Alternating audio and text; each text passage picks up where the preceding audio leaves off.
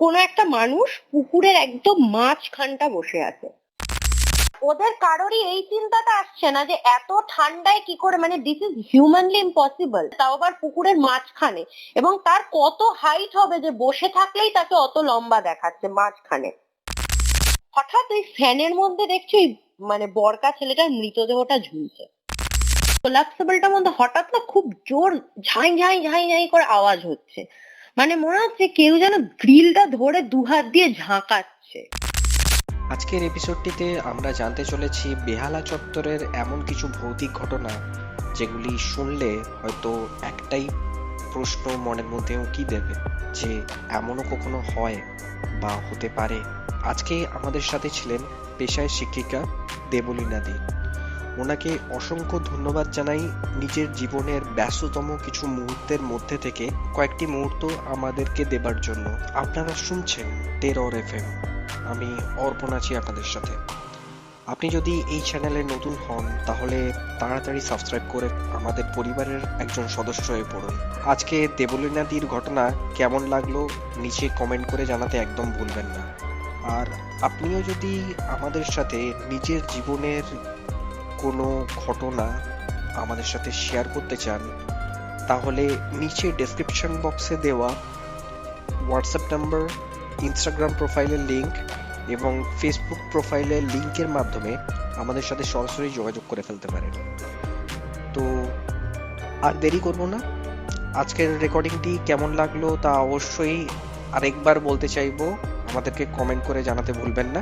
চলুন শুরু করছি আজকের এই টেরিফাইং একটি call recording. Tune in and turn up the fear. This is Terror FM. Hello. Hello. হ্যাঁ, নমস্কার দেবলীনা দি, কেমন আছেন আপনি? হ্যাঁ, ভালো আছি। আপনারা সবাই ভালো আছেন? হ্যাঁ, আমরা ভালো আছি। আশা করছি ভাইফোঁটা, কালী পূজা সব আপনার ভালোই গেছে। একদম একদম। আচ্ছা, আমার বোধহয় দিওয়ালির টাইমে বোধহয় আপনার সাথে লাস্ট টাইম কথা হয়েছিল, যত সম্ভব ফেসবুকে কথা হয়েছিল, এবং সেখানে আপনি আমাকে বলেছিলেন যে আপনার বা আপনার পরিচিত কারোর জীবনে এরকম কিছু ভৌতিক ঘটনা আছে যেটা বাজে রকম এফেক্ট ফেলেছিল বলা যেতে পারে, বা ওনাকে মানে অনেকটাই বেশি ভয় পাইয়ে দিয়েছিল। তো আমি আজকে জানতে চাইবো যে যে যে ঘটনাগুলো ঘটেছিল বা আপনার জীবনে যদি এরকম কিছু ঘটনা থেকে থাকে সেগুলো যদি আমাদের বা আমাদের শ্রোতা বন্ধুদের সাথে যদি একটু শেয়ার করেন। হ্যাঁ, আসলে পরিচিত বলতে আমার মায়ের সাথেই ঘটেছে। এবং সেটা আমার মায়ের সাথে আচ্ছা। জীবনে দুটো ঘটনা ঘটেছে। এবং সেই ঘটনাগুলো মায়ের মনে মানে এমন ভাবে গভীর ভাবে প্রভাব ফেলেছে যে ঘটনাগুলো আমরা বরাবর মানে ছোট থেকে বড় হয়েছি সেই ঘটনা বিভিন্ন সময় শুনে শুনে। এবং এত প্রমিনেন্টলি আমার মা এখনো ঘটনাগুলো বলে। আমি এটা বুঝতে পারি যে মানে মায়ের মনে সেটা এত ডিপলি ইম্প্যাক্ট ফেলেছে যে মা ভুলতেই পারে না ঘটনা। এবং প্রথম ঘটনা যেটা বলবো সেটা মায়ের সাথে ঘটেছে, তখন আমার মায়ের বয়স হচ্ছে 15 বছর কি 16 বছর এরকম। এবং দ্বিতীয় ঘটনাটা ঘটেছে আমার মায়ের তখন বিয়ে হয়ে গেছে এবং আমার বড় দাদা আছে, আমার বড় দাদাও হয়ে গেছে, তারপরে আর কি ঘটেছে। দুটো ঘটনা বলবো আজকে। আচ্ছা। তো প্রথম ঘটনাটা হচ্ছে তখন আমার মায়ের 15 বছর বয়স। আমি আমার বাড়িটার লোকেশনটা বলি তাহলে হয়তো আপনার সুবিধা হবে বুঝতে। কাকিমার যখন বলছেন 15-16 বছর বয়স, তার মানে এটা কত বছর আগের ঘটনা? তাও 1970? 15-16 বছর মায়ের বয়স মানে এখন আমার মা হচ্ছে 53। 53? এখন হ্যাঁ, এখন আমার মা হচ্ছে 53। ওই ওরকম টাইমই যাচ্ছে, মানে হ্যাঁ আপনার হ্যাঁ 1975 বা 80-র কাছাকাছি যাচ্ছে ওটার হ্যাঁ হ্যাঁ, চেষ্টা। ওই ওরকমই মানে 70 পরেই আর কি, আচ্ছা আচ্ছা। 70 থেকে 80-র মধ্যেই আর কি। বুঝতে পারছি, বলুন। তো সেই সময় আমার মায়ের যখন 15 বছর বয়স, আমার বাড়িটা হচ্ছে বেহালা শিলপাড়া এলাকায়।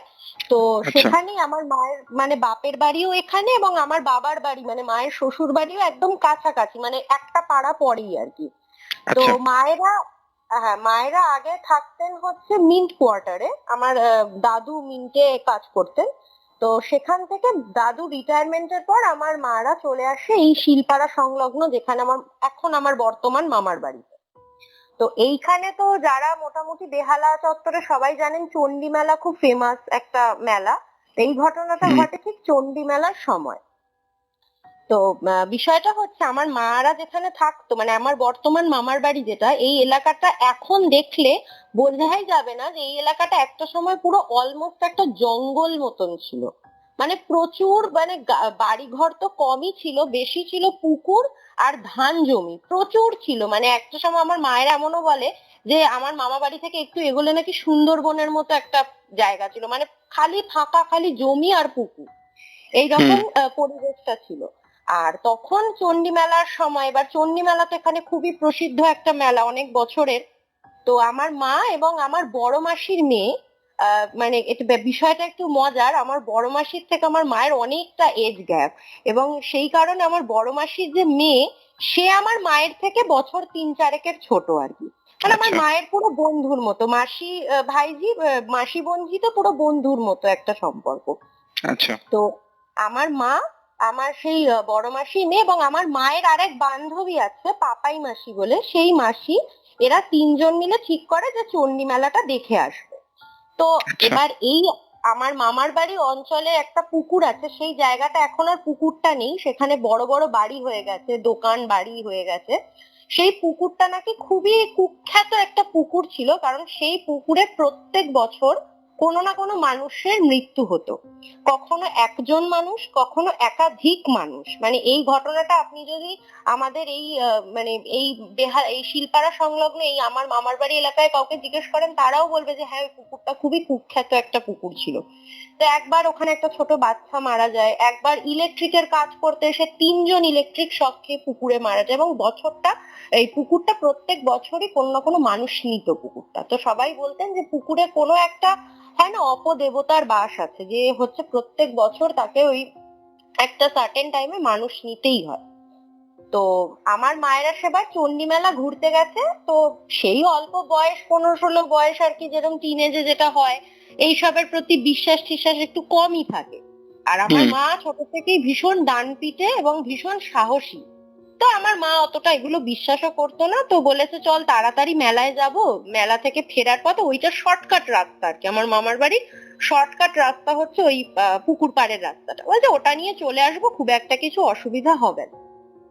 যদিও আমার সেই দিদি, মানে মাস্তুতো দিদি এবং আরেকজন আমার মায়ের যে বান্ধবী, তারা একটু আপত্তি করছিল যে ওই রাস্তাটা দিয়ে যাব না, কিন্তু আমার মা বললো না, কিছু হবে না, আমরা তো তাড়াতাড়ি আলো থাকতে থাকতে চলে আসবো। তো তারা দুপুর বেলা গেছিল, কিন্তু চণ্ডী মেলায় গেছিল যখন দুপুর বেলা, দুপুর বলতেই 3টে নাগাদ গেছে। এবার মেলায় গিয়ে ঘুরতে ঘুরতে যেটা হয়, সময়ের তো একটা হিসাব থাকে না।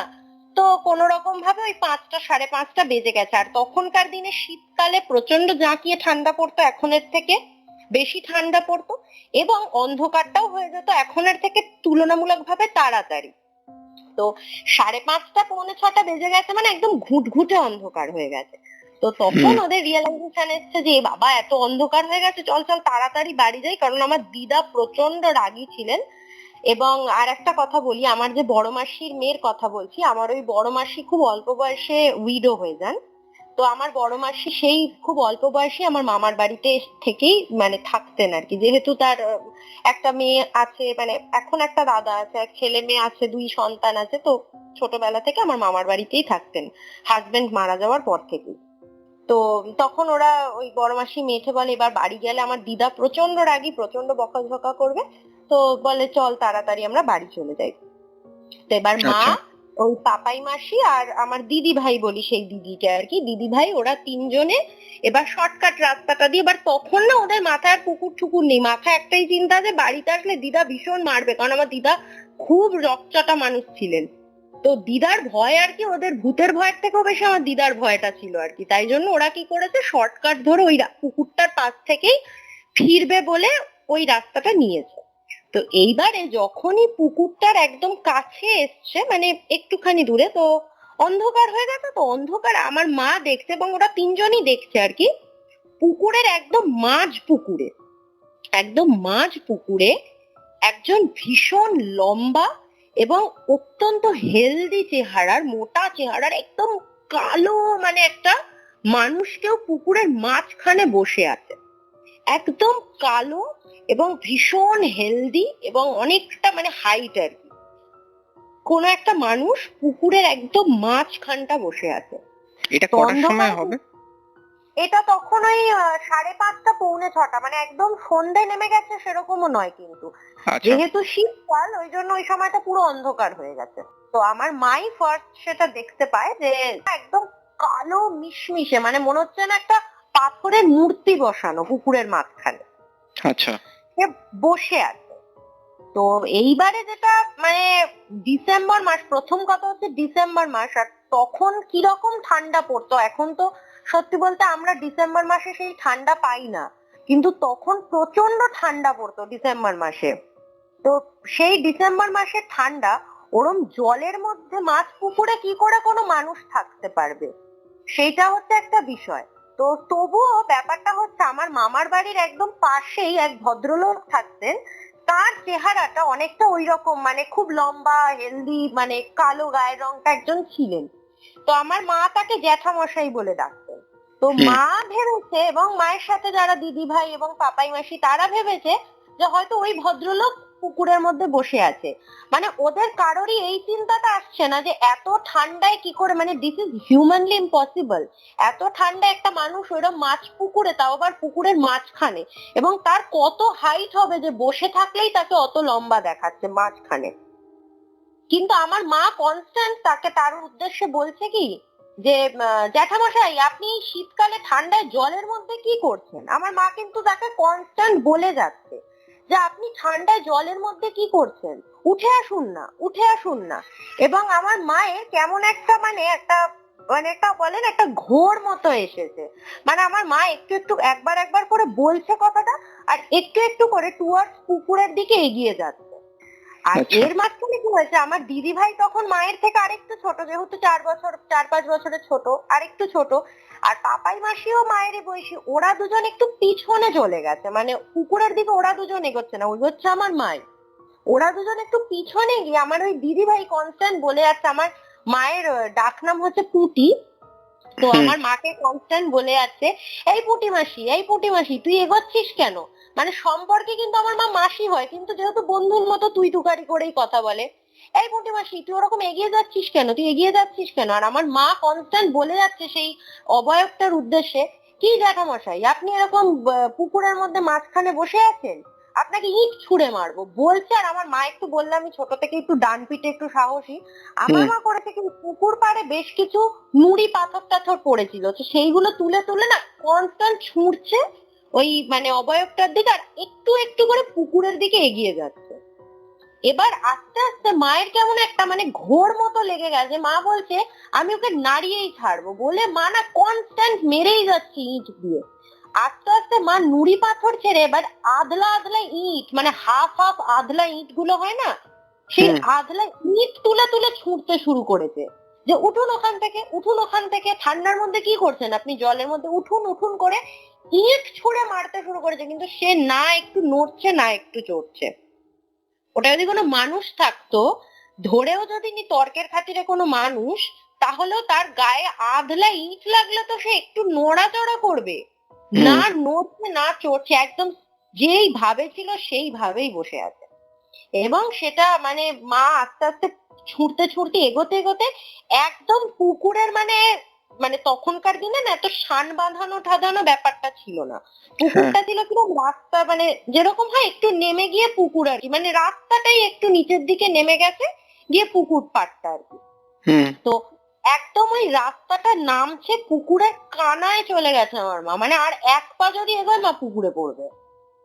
এইরকম একটা সিচুয়েশনে আমার যে দিদি ভাই, সে তো দেখছে যে আমার মা কনস্ট্যান্ট এগিয়ে যাচ্ছে এবার পুকুরে পড়বে, সে খুব জোর চিৎকার করে কেঁদে ওঠে, এই পরিমাসি তুই কেন এগোচ্ছিস বলে খুব জোর একটা কেঁদে ওঠে। এবং সেই সময় যেহেতু সন্ধে পড়ছিল, আশপাশে কোনো একটা বাড়ি থেকে শাঁখের আওয়াজ বেজে ওঠে, শঙ্খধ্বনি বেজে ওঠে। আমি বলছি মানে আমার না গুজবাম্পস দিয়ে উঠছে কথাটা বলতে গিয়ে।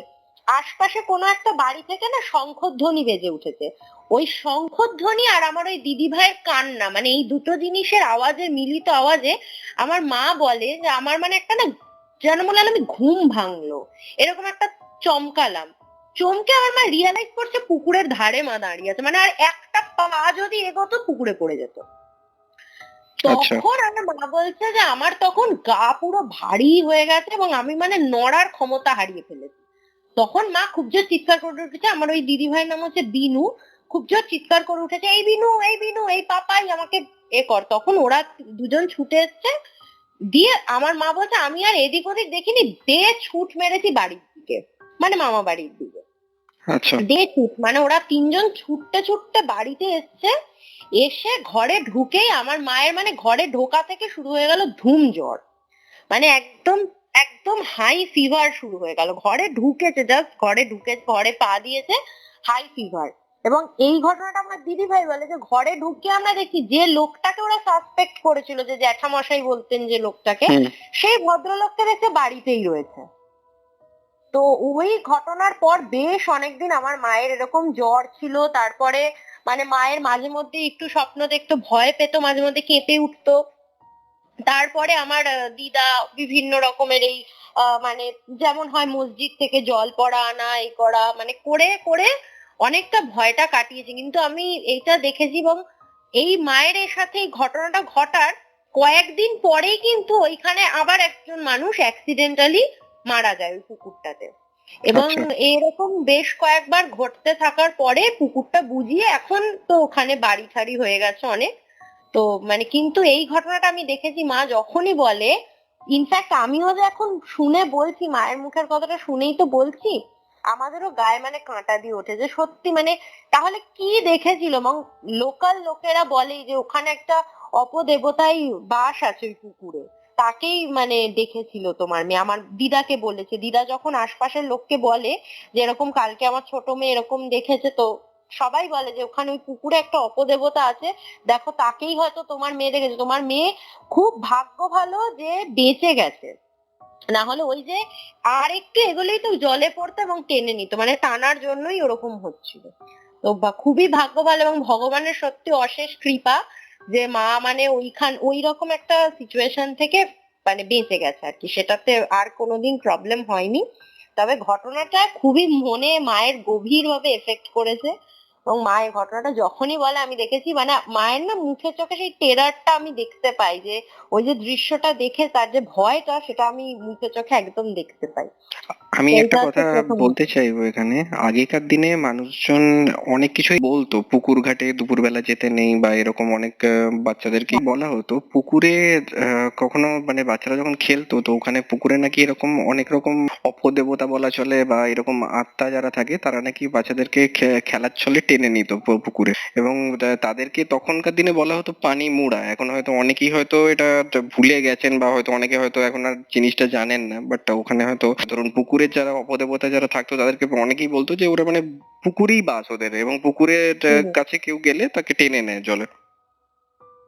হ্যাঁ, এরকম এটা তো মানে এরকম ঘটনা অনেকই। আর আগেকার দিনে আসলে পুকুরগুলো অনেক বেশি ছিল তো, এখন হুম। পুকুর টুকুর খুব একটা দেখাই যায় না সত্যি বলতে। হুম। ইনফ্যাক্ট এখনো বলে, এখনো এই কথাটা আমার মাও বলে, এবং আমাদের বাড়ি যারা আগের জেনারেশনের লোক তারাও বলে যে পুকুর ঘাটের পাশ দিয়ে কোথাও যেতে গেলে বা একটু কিছু জিনিস মেনটেন করতে বলে, যেমন চুল খুলে না যেতে বলে, বা খুব উগ্র পারফিউম লাগিয়ে যেতে বারণ করে। কারণ আমার হুম। বাড়ির একদম পাশেই একটা পুকুর আছে।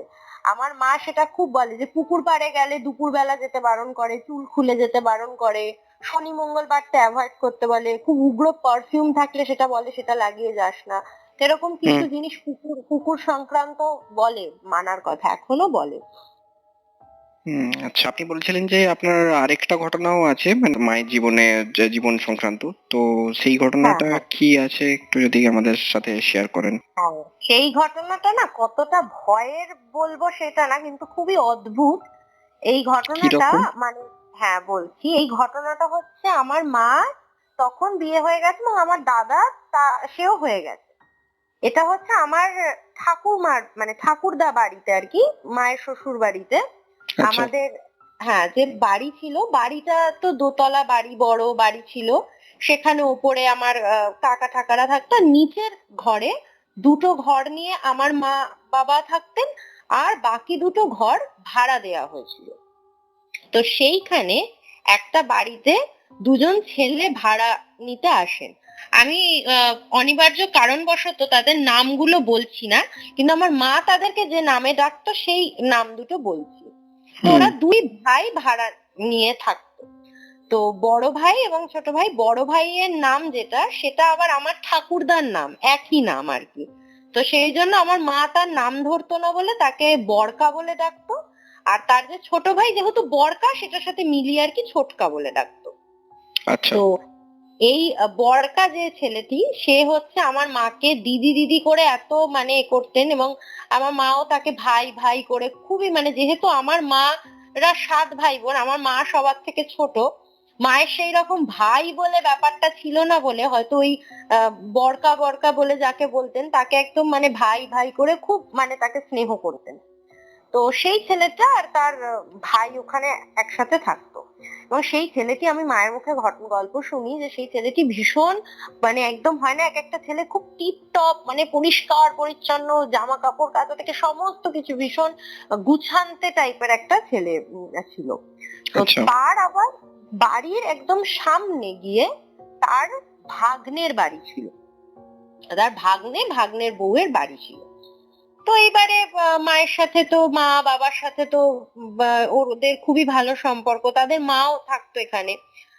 তো ব্যাপারটা ঘটলো হঠাৎ করে একদিন, আমার মা বাবা বাড়িতে ঘরে বসে আছে এবং ওই ছেলেটা বেরোচ্ছে আর কি, কোথাও একটা যাচ্ছে, যেতে যেতে আমার মাকে আর বাবাকে দেখে বললো, দিদি তোমাদেরকে না একটা কথা আমার বলার আছে।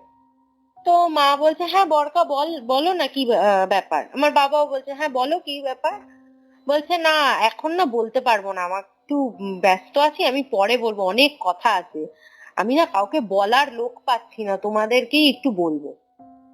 তো মা বললো, হ্যাঁ কিন্তু তুমি যাচ্ছ কোথায়? বলছে, না আসলে আমার ভাগনার বউ বাড়ি নেই, ওরা ঘুরতে গেছে, তো ওদের বাড়িতে এক ফাঁকা থাকবে, তো সেই জন্য আমি ওদের বাড়িতে শুতে যাচ্ছি রাত্রিবেলা, তো আমি কালকে ফিরে এসে বলবো সব কথা।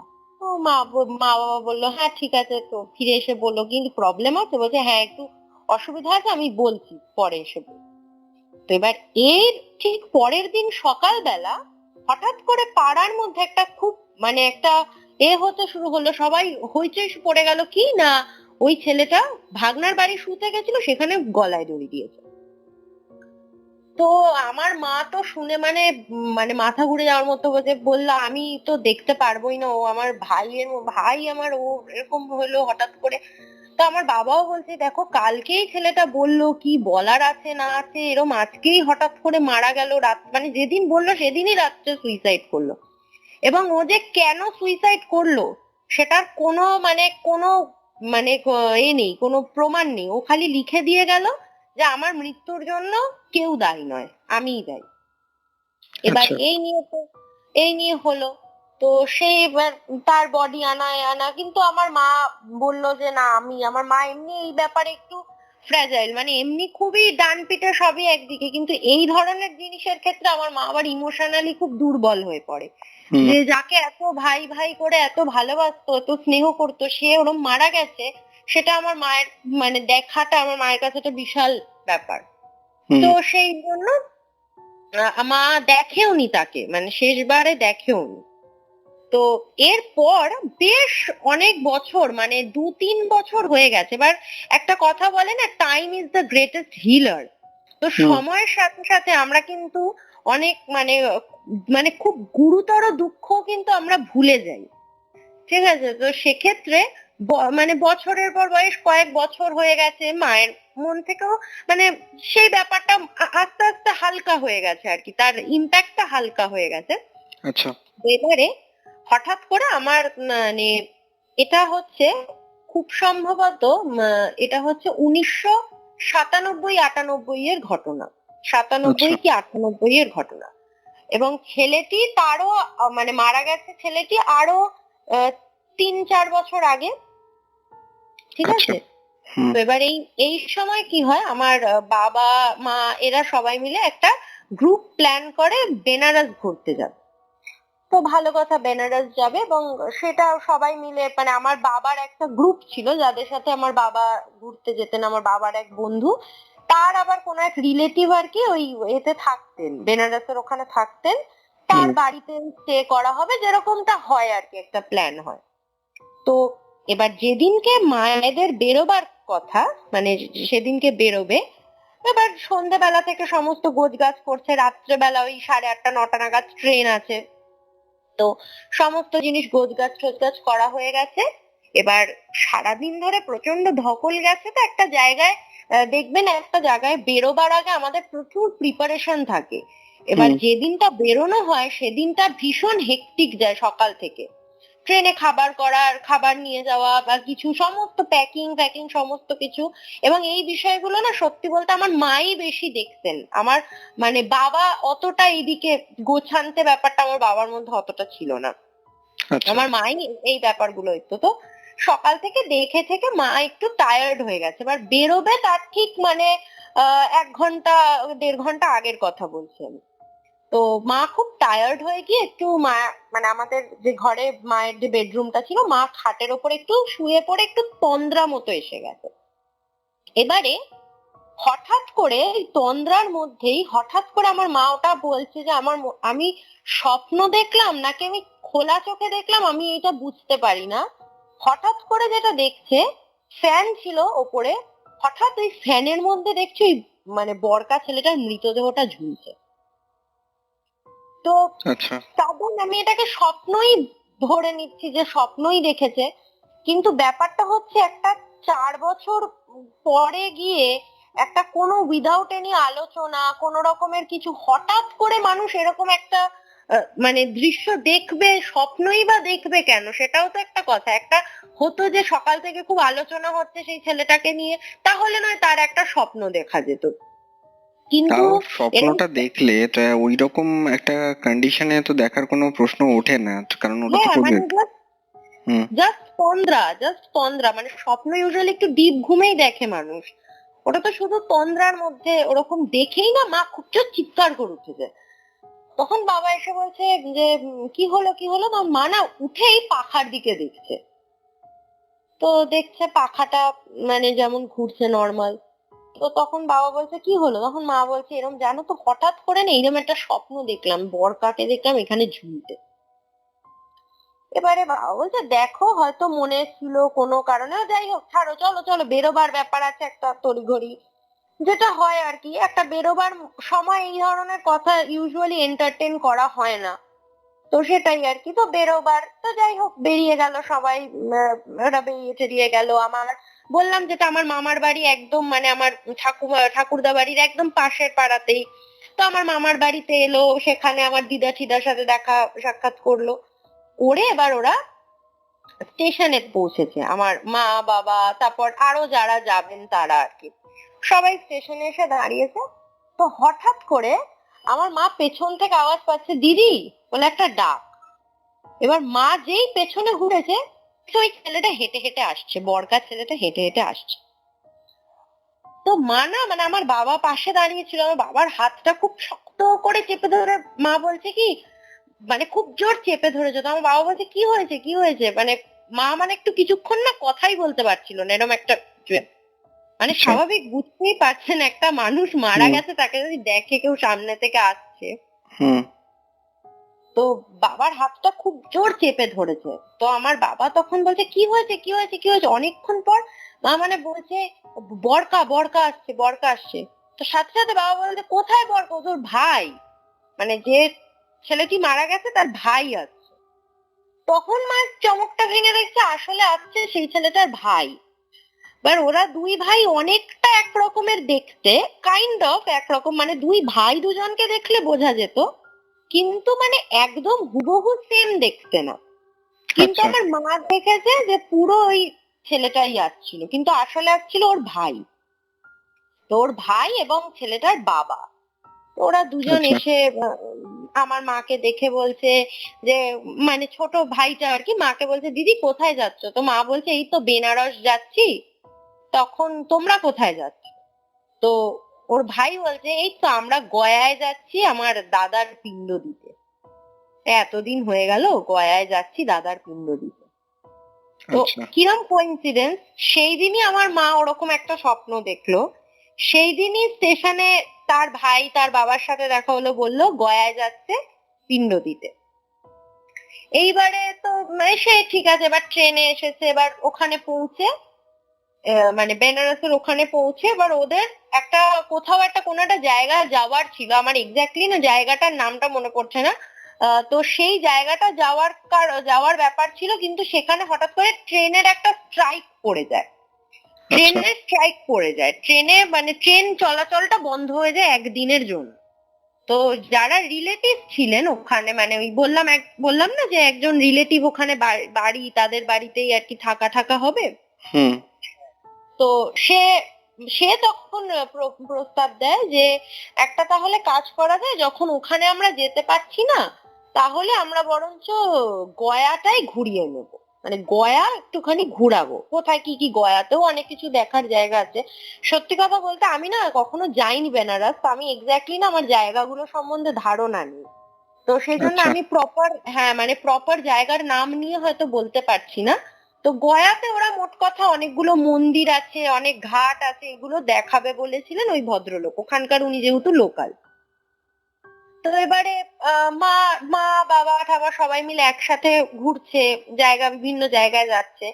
তো এবার আমার বাবার একটা খুবই খারাপ স্বভাব ছিল। তো যদিও আমার বাবা এখন মানে এই পৃথিবীতে নেই, আমি তার সম্বন্ধে বলছি এভাবে। আমার বাবার একটা খুবই খারাপ স্বভাব ছিল, আমার বাবা ঘুরতে গেলে মানে খুব একটা বেশি না, মানে বন্ধু বান্ধবদের সাথেই মেতে, তো পেছনে যে আমার মা আছে, আমার দাদা আছে, মানে অতটা পেছন দিকে ফ্যামিলি, মানে অতটা ওই দিকটা তাকাতো না আর কি। হুম। বন্ধু বান্ধবদের সাথে খুব মানে গল্প করতে করতে এগিয়ে গেছে বাবা অনেকটা, আর মা একটুখানি পিছিয়ে পড়েছে। তো মা পিছিয়ে পড়ে হঠাৎ করে দেখছে যেখানে মা পিছিয়ে পড়েছে, এবার খুব তো ভিড় হয় এইসব জায়গায়, খুব ভিড় হয়, তীর্থস্থান মানে প্রচুর ভিড় হয়। তো এবার মা না ওই ভিড়ের স্রোতে ঠেলতে ঠেলতে কোথায় লোকজনের সাথে ধাক্কা খেতে খেতে হঠাৎ করে এসে ওই যেখানে পিণ্ড দেয় ঘাট, সেইখানটা পৌঁছে গেছে। মানে আচ্ছা। কিভাবে যে পৌঁছাল, এবং ওটা কিন্তু আমার মা কিন্তু কমপ্লিটলি গ্রুপের থেকে আলাদা হয়ে এসে পৌঁছালো এইখানটা, যেখানটা পিণ্ড দেয়। তো তখন ওখানটা এসে পৌঁছাতেই সাডেনলি, মানে একটা জিনিস ভাবুন, একটা অচেনা জায়গা, একটা আলাদা স্টেট, সেখানের একটা জায়গায় এরকম ভাবে সাডেনলি কি কোনো মানুষের সাথে চট করে দেখা হয়? আমাদের পরিচিত মানুষ যতই একই জায়গায় ঘুরতে যাক না কেন, নিজেদের লোকেরা যারা একসাথে মানে মেম্বার ঘুরতে গেছি প্ল্যান, তাদের থেকেই আলাদা হয়ে গেছে। তো মানে অন্য লোক, আউট অফ প্ল্যানের লোকের সাথে কি হট করে দেখা হয়? হলেও মানে খুব বড় একটা রেয়ার কোইন্সিডেন্স সেটা। সেখানে গিয়ে হঠাৎ করে মা দেখছে যে ওই যে ছোট ভাই এবং দাদা, মানে যিনি মারা গেলেন তার ভাই এবং দাদা, ভাই এবং বাবা বলছে, আরে দিদি তুমি এখানে আসো, ভালো হলো, এই তো আমরা দাদার পিণ্ডটা এখন দিচ্ছি, তাহলে তুমিও দেখে নাও। মানে কোথা থেকে ঘুরে ঠিক মায়ের মানে মানে ওই ভদ্রলোকের ওনার পিণ্ডটা দেবার সময় আমার মাকে ঠিক টেনে ওই জায়গাটায় নিয়ে গেল, যাতে মায়ের চোখের সামনে আর কি ওনার পিণ্ডটা দেওয়া হয়। মানে এইটা আমার মা বলে, এটা যতবারই আমার মা বলে আমার মা ভীষণ কেঁদে ফেলে, কারণ এই মানে যিনি মারা গেছিলেন তাকে আমার মা অত্যন্ত স্নেহ করতো, এবং মা প্রচন্ড কেঁদে ফেলে, এবং কেঁদে ফেলে বলে যে আমি কেনই বা তার ঠিক মানে বেরোবার আগে ওরকম স্বপ্নটা দেখলাম, কেনই বা এরকম মানে হঠাৎ করে ওর ছোট ভাইকে ওকে ভেবে ভুল করলাম, কি করে সবার থেকে আলাদা হয়ে গিয়ে, গ্রুপের থেকে আলাদা হয়ে গিয়ে পিণ্ড দেবার জায়গাটাতেই পৌঁছলাম। সেই দিনই ট্রেনের স্ট্রাইক থাকলো বলে যেখানে যাওয়ার কথা ছিল সেইখানে যাওয়া হলো না, এবং আলটিমেটলি মায়ের চোখের সামনে তার ছেলেটার পিণ্ডটা দেওয়া হলো। তো এবং তখন আমার মা বলে, যেমন তখন আবার আমার মনে পড়লো ও মারা যাওয়ার আগে বলেছিল, তোমাদের একটা কথা আমি বলবো, কাউকে বলবো না, তোমাদেরকেই শুধু বলবো। তো মানে সেটা হয়তো বলা হয়নি বলেই হয়তো তার সোলটা কোনোভাবে মাকে জানান দিতে চাইছিল, তার অস্তিত্বটা বা এরকম কিছু। আমি জানি না ঠিক কিভাবে এটাকে ব্যাখ্যা করব, কতটা ভয়ের আমি বলতে পারবো না, তবে ভীষণ মানে অদ্ভুত ঘটনাটা, এবং এটা শুনলে সত্যি আমি খুব ইমোশনাল হয়ে পড়ি। আমার মাকে আমি দেখি তো বারবার কেঁদে ফেলতে, খুব ইমোশনাল লাগে ঘটনাটা, এবং খুব অদ্ভুত লাগে এই ঘটনাটা শুনতে। বুঝতে পারলাম। আপনার কাছে আমি আরেকটা ঘটনাও শুনেছিলাম যেটা আপনাকে নিয়ে ছিল। আমাকে নিয়ে দেখুন, যে ঘটনাটা ঘটেছে সেটা আমার বয়স তখন হয়তো 3 বছর কি 3.5 বছর। মানে আমার খুব একটা মনে নেই ঘটনাটা। যদিও মনে থাকার কথা 3 সাড়ে 3 বছর, কিন্তু আমার মনে নেই, মনে পড়ে না ঘটনাটা। তবে আমি এটা আমার মায়ের মুখে, এবং শুধু মা না, আমার মানে যারা ওই সময় ছিলেন প্রত্যেকের মুখে এই ঘটনাটা শুনেছি। এটা হচ্ছে আমার ঠাকুরদা সংক্রান্ত। তো ব্যাপারটা হচ্ছে আমার দাদার থেকে আমি 12 বছরের ছোট। তো আচ্ছা। এবার, হ্যাঁ, তো এবার যখন আমার মানে জন্মের পর আমার ঠাকুরদা যখন ফার্স্ট আমাকে দেখেন, এবং আস্তে আস্তে যখন আমি একটু একটু বড় হচ্ছি, আমার ঠাকুরদা বলতেন যে আমাকে দেখতে হুবহু আমার ঠাকুরদার মায়ের মতন, মানে আমার বাবার ঠাকুমার মতন। এবং আমার ফ্যামিলিতে, ওই মানে ঠাকুরদার ফ্যামিলিতে যে কজন আমাকে দেখতেন একই কথা বলতেন, মানে আমার ঠাকুরদার যারা রিলেটিভ সবাই বলতেন যে ঠাকুরদার মায়ের মতন দেখতে। তো ওইখানে একটা কথাই রটে গেছিল যে আমি ওনারই রিইনকার্নেশন। তো হয়তো ওনারই রিবার্থ, আমি জানি না এই কনসেপ্ট কতজন বিশ্বাস করেন বা কিছু, কিন্তু বলা হতো এটা আমাকে। এবং আচ্ছা। শুধু সেটা নয়, শুধু দেখতে দিক থেকে নয়, আমার নেচার যেরকম ছিল, ওনার মানে যে আমার ঠাকুরদার যে মা, তার নেচারের সাথে আমার নেচারের অনেক সিমিলারিটিস আছে। মানে আমি যেটা আমার ঠাকুরদার মুখে, মানে আমার বাবার মুখে যে ঘটনা শুনেছি তার ঠাকুমার, যে তিনি ভীষণ একটু সাহসী, সেটা অবশ্য আমার মায়ের আছে বলে সেটার জন্য হতে পারে আমার একটু ভয় ডরটা কম আছে। এবং তার একটা খুব মজার ঘটনা আছে, আমরা আমার মানে ঠাকুরদার বাড়ি তো বাংলাদেশে ছিল একটা সময়, যশোরের। আচ্ছা। তো সেখানে না একটা সময় খুব ডাকাত পড়তো। তা আমার ঠাকুরদার যে মা, তিনি আর কি এমনও হয়েছেন আঁশবটি নিয়ে ডাকাতের পিছনে ছুটেছিলেন, মানে এতটা দজ্জাল ছিলেন, এত নির্ভীক ছিলেন। তো সেই আর কি, তো ওনার অনেক প্রশংসা শুনেছি, এবং উনি ওনার মতো অনেক নেচারও নাকি আমার ছিল ছোট থেকে। আচ্ছা। আর অদ্ভুত ভাবে আমায় আমার ঠাকুরদা যখনই কিছু বললে ডাকতো ছোট দাদান বা এই ধরনের, যেরকম দাদু ঠাকুমাদের যেরকম আদরের ডাক হয়, ঠাকুরদা যেরকম ডাকতেন ছোট দাদান বা কিছু বলে, আমি নাকি নিজে থেকেই বলতাম, তুমি আমাকে ছোট দাদান বলো কেন, তুমি আমাকে মা বলে ডাকতে পারো না? আমি কিন্তু নিজে থেকেই নাকি তাকে বলতাম। আমি খুব অল্প বয়সে কথা শিখেছি, এক আচ্ছা। বছরের আগেই মোটামুটি কথা শিখেছি। তো আমি নাকি আমার ঠাকুরদাকে বলতাম, আমাকে মা বলে ডাকো, আমি তো মা তোমার, আমায় মা বলো। এই কথাটা নাকি আমি বলতাম বারবার। তো আচ্ছা। এবার, হ্যাঁ, এটা অনেকেই বলে এই কথাটা। তো এবার আমার ঠাকুরদা, প্রথম কথা, আমার ঠাকুরদা হঠাৎ অসুস্থ হন যখন এবং হসপিটালাইজড হন, যেদিন আমার ঠাকুরদা মারা যান, আমার ঠাকুরদা আবার তার ছেলের বউদের মধ্যে আমার মাকে ভীষণ স্নেহ করতেন।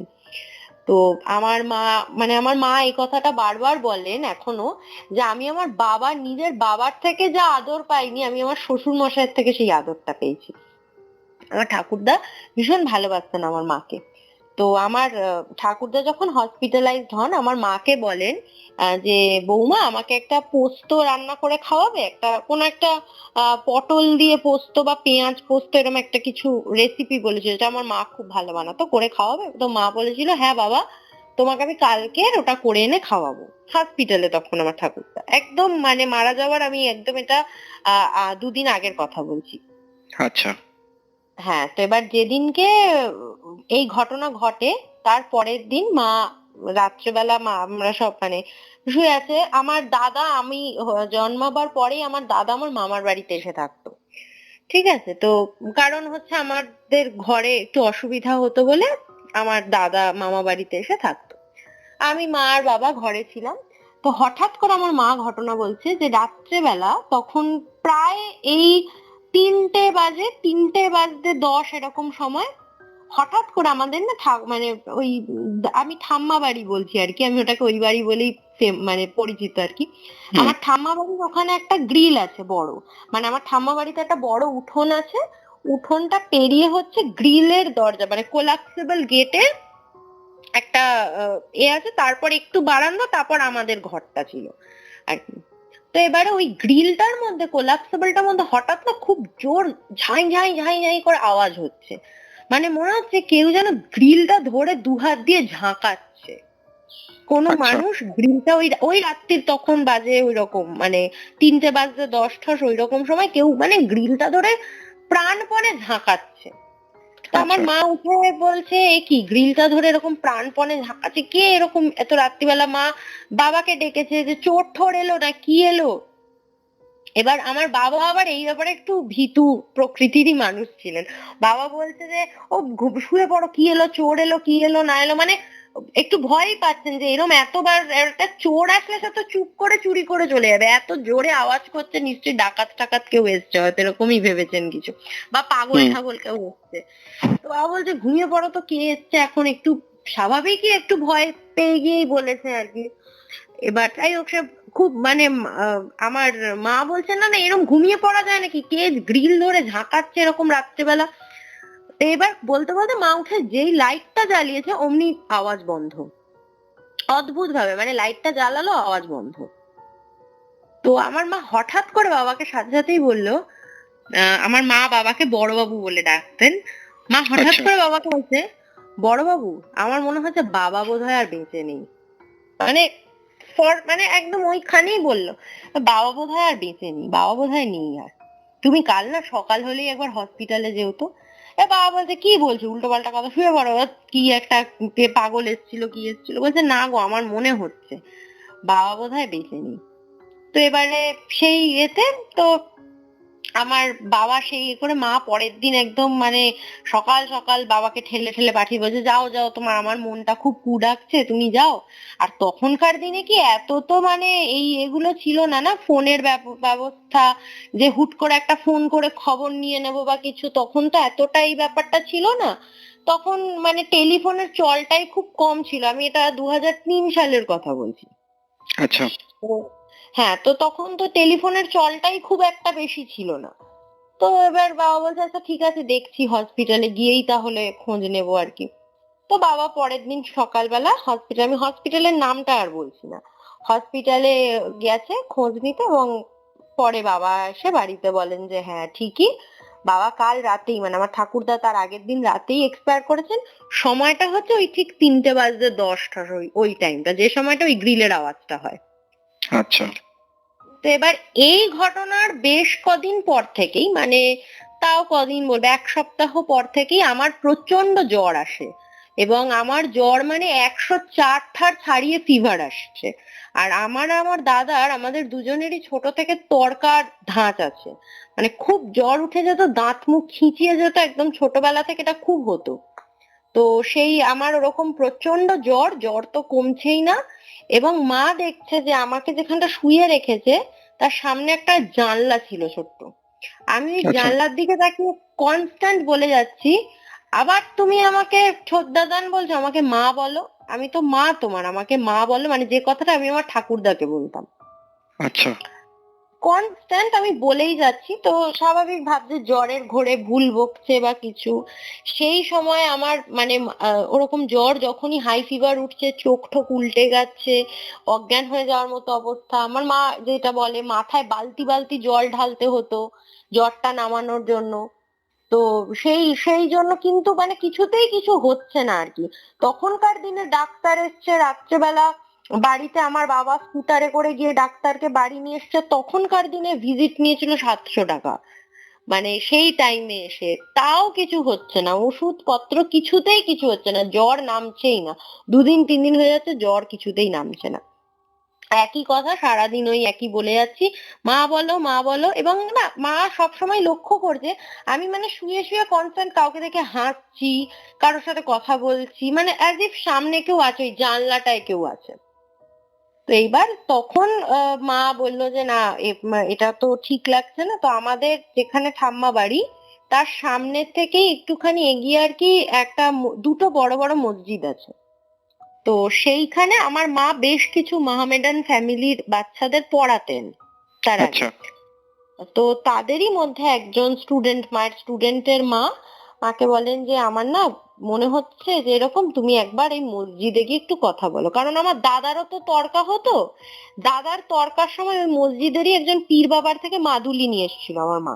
আচ্ছা। সেই এবার যেহেতু এই সময় বাড়িতে বাচ্চা অসুস্থ, স্বাভাবিকভাবে তখন তার সংস্কার কুসংস্কার এগুলো কোনোটাই মাথা আসে না, তখন মানে যেটা বলছে যে যা বলছে তাই করবে সন্তানকে সুস্থ করার জন্য।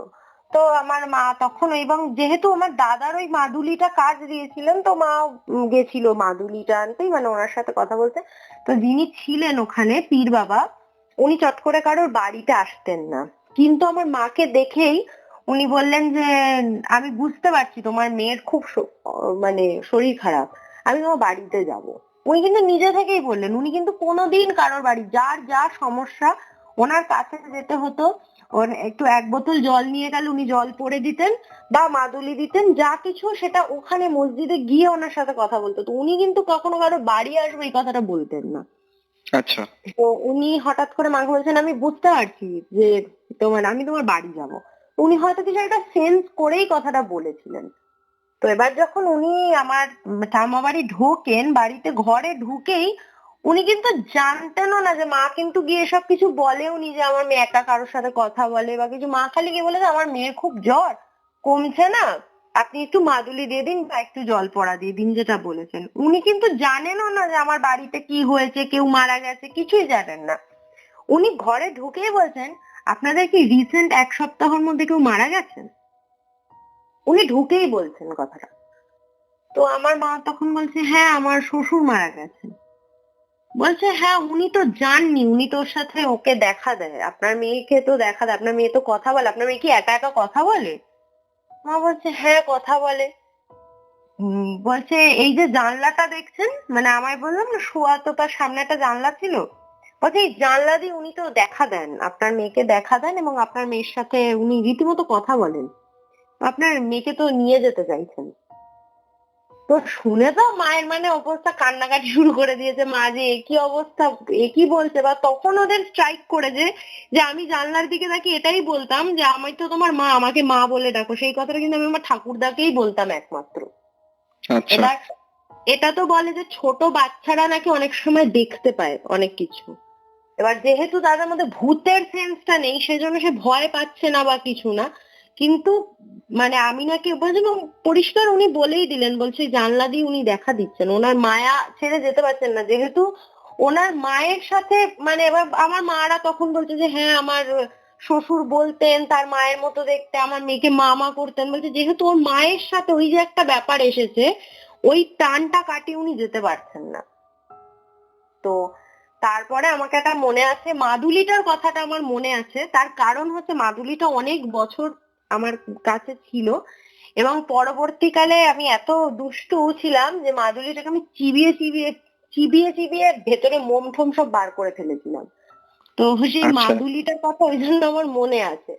সে মাদুলি একটা হাতে পরিয়ে দিয়েছিলেন এবং জল পড়া দিয়ে পুরো ঘরের আশপাশে জল পড়ার ছিটা ছিটা দিয়ে, আমার পুরো শরীরে জল পড়ার ছিটা দিয়ে, ঘরের আশপাশে জল পড়ার ছিটা দিয়ে উনি কিছু মন্ত্র উচ্চারণ করেছিলেন। কিছু অত আমি আর ডিটেলটা জানি না। উনি মোট কথা কিছু একটা বন্ধন মতো করে দিয়েছিলেন এবং উনি অদ্ভুত, যেটা আরো সব থেকে অদ্ভুত ঘটনা যে আমার মা বলে, উনি বাড়ি থেকে ঠিক বেরোলেন, এখান থেকে আমার বাবা মাকে বলছে এসো এখানে, মেয়ের জ্বর কমে গেছে। মানে ওই অতদিনে ফার্স্ট টাইম জ্বর নামলো, 100-র নিচে একদম একদম কমে গেল এবং তারপর আর আসলোও না জ্বর। তো এইটা একটা ঘটনা যেটা মানে উনি সত্যি বাড়ি থেকে বেরোলেন এবং জ্বরটা নেমে গেল। তারপর থেকে ওনাকে মোটামুটি খুবই বিশ্বস্ত, মানে আমাদের বাড়িতে কারোরই যখন একটু হয় না বাচ্চাদের নজর লাগে, হাওয়া টাওয়া লাগে, আমরা ওনার কাছ থেকে জল পড়া আনি, মানে ওনার প্রতি খুব একটা বিশ্বাস জন্মে গেছে। অনেকগুলোই আপনি আমাদের সাথে ঘটনা শেয়ার করলেন। আশা করছি আমাদের শ্রোতা বন্ধুদের যথেষ্ট ভালো লাগবে। আজকের মতো তাহলে রেকর্ডিংটা এখানেই শেষ করছি। হ্যাঁ হ্যাঁ একদম একদম। খুব ভালো থাকবেন। নমস্কার। একদম নমস্কার। এটাই ছিল আজকের পডকাস্ট। এই রকমই আরও পডকাস্ট শুনতে এই ভিডিওটির শেষে স্ক্রিনের উপরে আসা বাঁ দিকের বা ডান দিকের ভিডিওটি ক্লিক করুন। আর আমাদের চ্যানেলে আসা আরও লেটেস্ট আপডেট পেতে স্ক্রিনের নিচে আসা বেল নোটিফিকেশনটি অবশ্যই ক্লিক করুন। তো এখনকার মতো এখানেই শেষ করছি, ফিরে আসবো আরও কিছু ইন্টারেস্টিং ঘটনা নিয়ে। Tune in, and turn up the fear. This is Terror FM.